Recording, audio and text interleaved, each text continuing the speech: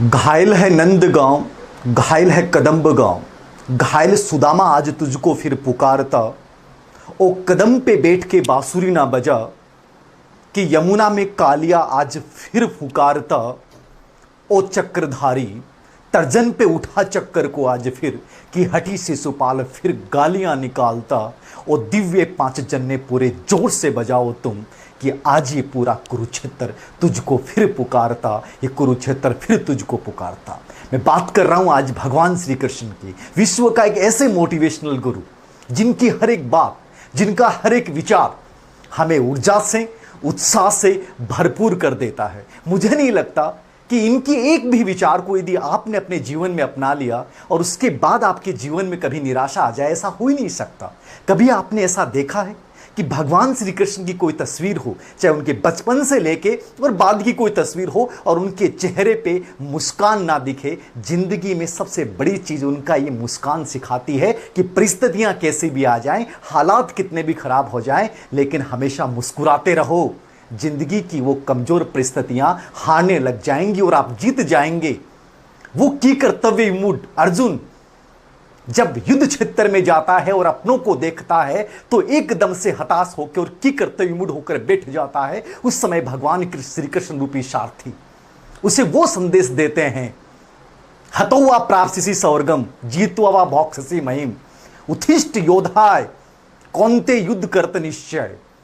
और वो अर्जुन जिसके सामने अपने थे, और अपने का मतलब समझ रहे हैं? आप में से बहुत से विद्यार्थी पूछते हैं कि सर हताश हो जाते हैं। अरे अपनों से हताश होने की आवश्यकता नहीं है। जब धर्म युद्ध की बात आ जाए, जब अपने जीवन युद्ध की बात आ जाए, और चाहे सामने अपने क्यों ना खड़े हो, और जब धर्म युद्ध हो तो अपने को भी चीरना पड़े तो चीर डालो। ये भगवान श्री कृष्ण का संदेश सिखाता है। डर किस बात का? उन्होंने कहा कि जीवन निश्चित है, मृत्यु निश्चित है, तो फिर डर किस बात से रहे हो? जो व्यक्ति अपने ऊपर शंका करता है, जो व्यक्ति अपने ऊपर संदेह करता है, वो जिंदगी में किसी भी लोक में जाके सुखी नहीं रह सकता। बहुत बार मुझे दुख होता है कि आप में से कई विद्यार्थी पूछते हैं, सर प्रश्न आ जाएगा, सर असफल हो गए। अरे जब आप अपने ऊपर संदेह कर सकते हो तो आपको मानव कहलाने का हक नहीं है। मैं नहीं कह रहा, भगवान श्री कृष्ण कह रहे हैं। आज उनकी जन्माष्टमी दिवस पे मैं बहुत संक्षेप में, क्योंकि उनके पूरे जीवन को, गीता के श्लोकों को, गीता के संदेश को बताया नहीं जा सकता, एक संक्षेप में बताने की कोशिश कर रहा हूं मैं आपको कि आज के दिन सीखिए उस महायोद्धा से जिसने कहा है कि जब किसी जिंदगी में किसी युद्ध क्षेत्र में असफलता मिलती है, लक्ष्य में असफलता मिलती है, तो लक्ष्य को मत बदलो।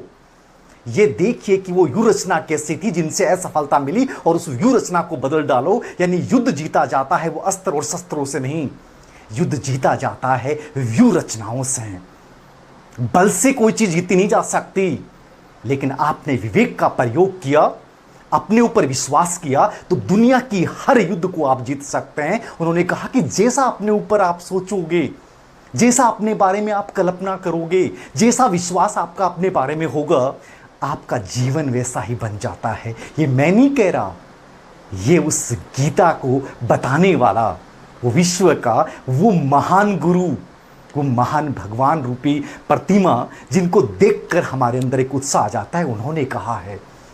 बहुत सुंदर बात कही है उन्होंने। एक बात, एक चिड़िया होती है और वो चिड़िया अपने घोंसले को कैसे बनाती है, ये भगवान श्री कृष्ण जी के मुंह से सुनिए। जब अर्जुन को वो बोलते हैं कि एक एक तिनके को लेके आती है और उस घोंसले को बनाती है, अचानक से तूफान आता है, हवा आती है और घोंसला बिखर जाता है, क्या वो चिड़िया रोती है?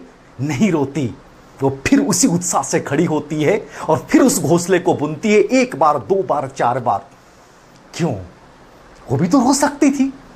तो अर्जुन को उन्होंने कहा कि जब भी तुम्हारे जीवन में ये तूफान आए, तनाव आए, हवा का रुख तुम्हें बदलने की कोशिश करे, अपनी मेहनत से, अपने विश्वास से फिर से उस घोंसले को बनाने की कोशिश करो। वो तूफान हार जाएगा और तुम जीत जाओगे। एक और बहुत छोटी सी बात बता रहा हूं मैं। उन्होंने एक लोहार का उदाहरण देते हुए कहा कि एक लोहार होता है, वो लोहे को जब आकृति का रूप प्रदान करता है, कैसे करता है? वो शुरुआत में उसकी चोट करता है नहीं, वो पहले उसको तपाता है, और जब एकदम से वो गर्म हो जाता है तब उस समय सही समय पे और सही वो वार करता है, और वो लोहा एक विशाल आकृति, और जिस आकृति में उसको बनाना है उसका रूप धारण कर लेता है। जब एक वृक्ष एक वार से नहीं कट सकता, एक चट्टान एक बार से नहीं कट सकती, और तुम एक असफलता से टूट के गिर जाते हो, क्या असफलता तुम्हारे जीवन का अंत कर सकती? नहीं। फिर से खड़े हो जाओ और फिर से उस लक्ष्य को प्राप्त करने के लिए निरंतरता के साथ अपने ऊपर विश्वास करते हुए उस युद्ध क्षेत्र को जीतने की कोशिश करो, क्योंकि ये जीवन क्या है? युद्ध है।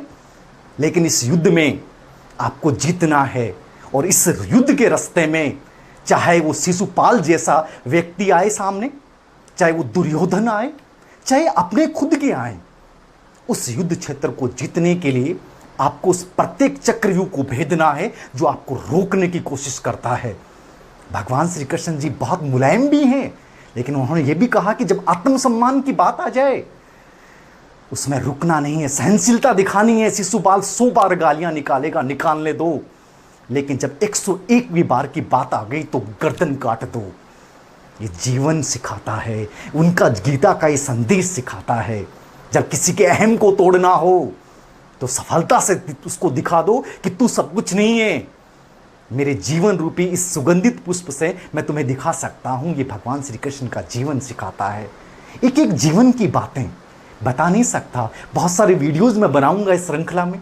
आज श्री कृष्ण जन्माष्टमी का दिवस था, मुझे लगा कि मुझे आपके साथ भगवान श्री कृष्ण जी की जीवन की शुभकामना देने के साथ उनके जीवन की 2 खूबसूरत बातें, कि जब भी आप हताश हों एक बार उस मुस्कुराते हुए चेहरे को याद करना और लग जाना, क्योंकि उनके जो संदेश हैं, चाहे वो कर्मण्येवाधिकारस्ते का हो, चाहे उनका निष्काम कर्म योग का हो, चाहे जीवन में साधना का हो, हर संदेश हमें यही कहता है कि हमारा जीवन जन्म भी निश्चित है और मृत्यु भी निश्चित है।